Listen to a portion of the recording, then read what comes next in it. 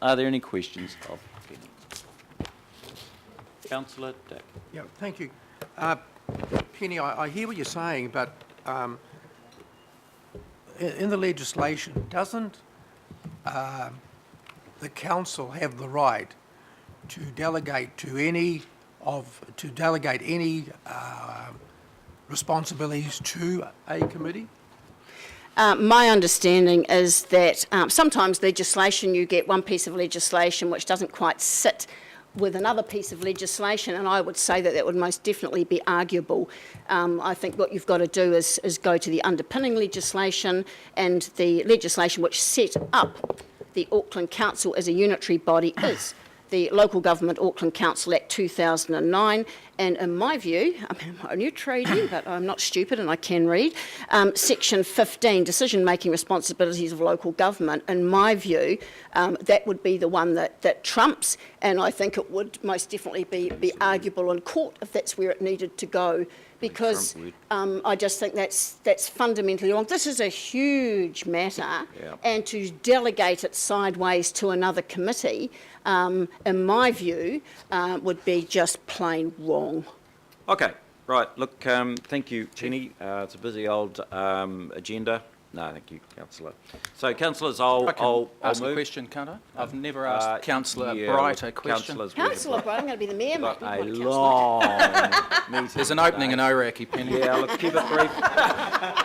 keep it. I'll sort it out, Councillor. Need some competition. Penny, in the Independent Hearings Panel's own website, or on their own website, they say, quote, next steps following the conclusion of the hearings, the council, bracket, governing body, close bracket, will consider the panel's recommendations and make decisions on whether to accept in part or reject recommendations. Do you think they mean the governing body will consider those recommendations, or the Auckland Development Committee will consider those recommendations? In my view, Council, it's an absolute no-brainer. The governing body is the governing body. That is you people in this body, and in this form, and that's it. That's my view, and I think that to try and sidestep any matters relating to the Independent Hearings Panel on this matter, you are going to be buying a fight. Okay, look, we're going into item 13 soon. So, look, Councillor Penny, thank you for your submission. Can I ask a question, Mr. No, we'll move on now. Councillor... I'd like to ask a question. Councillor Alf... It's okay, Councillor Lee. Why can't I've I? indicated only 2 questions is fine. Point of order, Mr. Chair. Yep. Chairperson's discretion. There is an allowance under public input for both the presentation and for questions. I find it disturbing that you might decide who will ask questions and who won't. Well, look, we've had 2 questions, Councillor. I don't think I've asked a question. It's my chairperson's discretion. So I'll move that the input be received. We've got to discuss this matter on item 30. Councillor Chris Darby, second. All those in favour say aye. Aye. Against? Thank you very much, Penny. Great to see you. Right, now we move on to item 11. Adoption of the amendment to the Auckland Council long-term plan on housing for older people. Okay, now who have we got here in terms of... Point of order, Mr. Chairman. We had local board input. Sorry? Local board input. Yes, yep, we will. I want to have it at the time of the item. So we've got local board member Mike Wood, who will come and present to us, and then we'll have officers. If you just want to sort of sit up there with Mike, he's going to be there for a start. So form yourself into a little body there.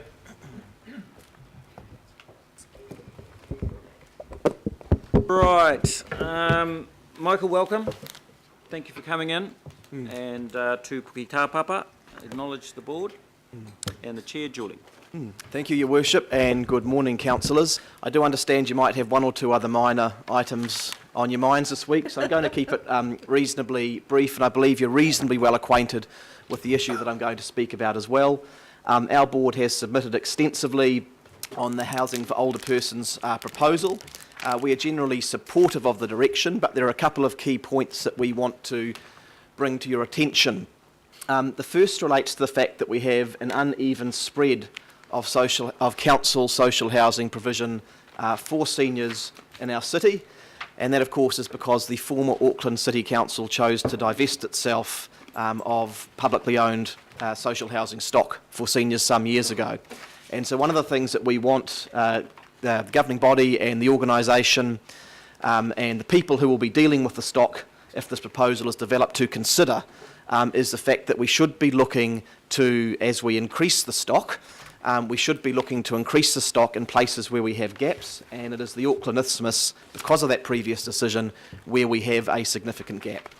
And if we think about some of the directions that, dependent on decisions that may be made over the couple of weeks, might occur in terms of the growth of our city, it's in those places around the isthmus where there is access to public transport and amenities in particular that there is a great opportunity to put in this kind of social housing for seniors.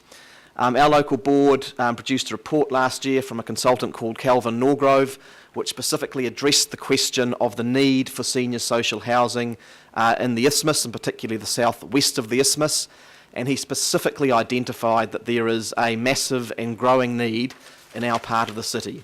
So we just want it to be very much on your watch and on the watch of the folks who will be dealing with this policy as it's rolled out, that the isthmus is a place in which we need to be investing in further stock as we reconfigure the stock in the years to come. The second point more specifically relates to the Liston Village, which all of you are aware of. Our local board will be making our way through the committee structure over the coming months, talking with you about the very specific proposals that we have come up with to get a win-win solution to retain Liston Village and also to improve Monte Cecilia Park. But in the context of this proposal, we want this to be very much on your radar, that within this policy, within the broader council housing framework, we as an organisation have said that we need more senior social housing, and here is a golden opportunity, some housing that currently exists that is in extremely good condition, and with the right policy push from this body, we can keep rather than demolish, as is the current plan. And in fact, the plans that the local board has developed have shown that we can have a greater yield of senior social housing on the Liston Village site with a little bit of intelligent planning. And as I say, we'll talk to more of you about that in more detail through the committee structure in the months to come. So those are two key things, councillors, we want on your agenda: the general need for more of this kind of housing on the Auckland Isthmus, and specifically the opportunity presented by Liston Village. And I might just say around Liston, this organisation has taken a lot of flack over the last couple of months because of other housing removals around Monte Cecilia Park, and I think there's a great opportunity to do the right thing and to be seen to do the right thing by the public by making a decision to retain Liston Village and to look at bringing it into the broader direction of senior social housing that you're discussing today. Very happy to take questions. All right, just specifically on the issue of the submission for Puki Tāpapa, is there any questions of Mike? Councillor George? Yeah, just in relation to, you said the Auckland City Council divested themselves of their housing stock, but it still exists, doesn't it? Most of the stock still exists. Not all of it still exists as seniors social housing. It was taken up by Housing New Zealand, as councillors will be aware. And have they redeveloped some of the sites? I can only speak for the sites in my own area, and no, the sites have not been redeveloped. They remain, for the most part, in pretty poor condition. Okay, well, okay, thank you. Right, very good. And Councillor Cathy? Just to say thank you, Michael, for your advocacy on Liston Village. You've been before every known committee and body to get their support, and that support has been forthcoming. It was just to advise you that there are two amendments that will be coming before this committee, this governing body. One is to insert the word quantity as well as quality into the long-term plan, in acknowledging that we do want to build more. So I'm not going to make a speech, I'll leave that for later. The second one is that we get a report back on the retention of Liston Village within the portfolio. So that's all we can do from here, and it will go to the next council. So it's just to kind of indicate to my colleagues that these two amendments are just around the corner.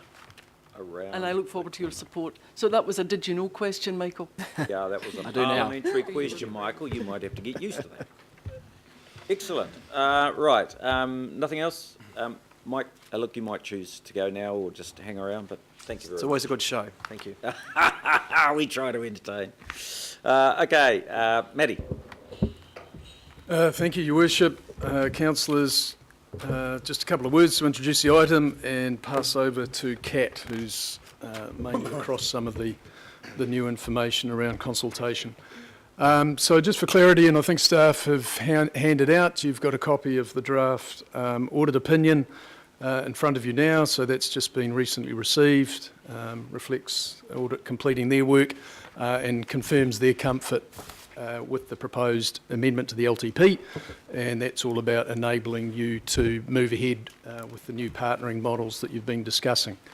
So today's report simply lets you formally adopt the LTP amendment, and in turn, at a more practical level, that'll enable Panuku to come forward next month with the actual crux of the proposed arrangements with Selwyn for your consideration. Look, there's really nothing too much new in this report. I think we've flagged pretty well to you what the process has needed to be and why we're here today, but I would just invite Kat to perhaps draw out a few highlights in terms of feedback from the community. Kat. There you go, Kat. Thank you. Welcome. Through the special consultative process, we got 476 pieces of written feedback from our community. When we did the LTP consultation on the rental standardisation for this portfolio, we were very happy with ourselves that we got 125 from a vulnerable group, so we've far exceeded what we expected. We got over 90% of that feedback was from people over the age of 65, so we feel that the engagement went very, very well. Of that feedback, 61% of the feedback was in support of the partnership or in partial support. There was 22% were unsure. Most of those submissions where people were unsure, they were unsure about some issues such as the possibility of increasing rental charges, which the governing body has directed that for existing tenants that rent won't increase. So a lot of that was just unsurety with the process, which will actually, they'll be very protected through this. There's a summary in the report of the overall feedback from the consultation process.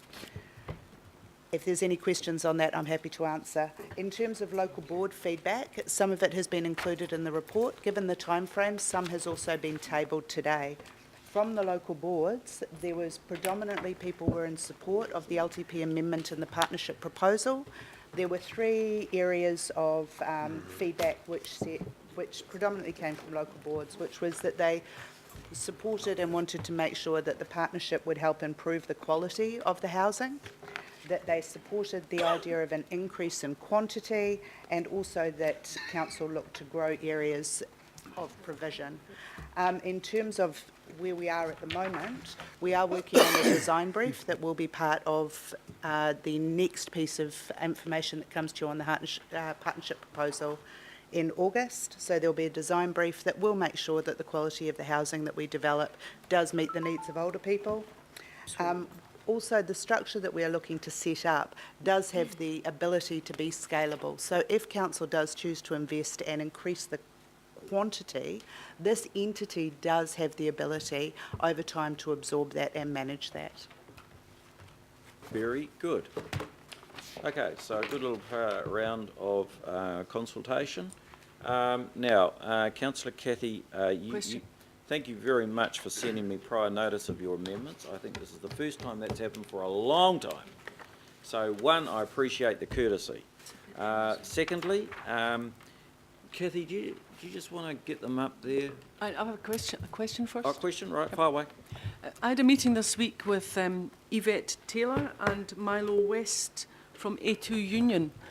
The question is about Selwyn, actually, and I need to ask it now before we agree to the partnership. And their concern is that Selwyn Foundation have said no to paying their caregivers, care workers, the living wage. And I wonder what influence we can have in our partnership with Selwyn, that anybody working for Selwyn through this partnership can be paid the living wage.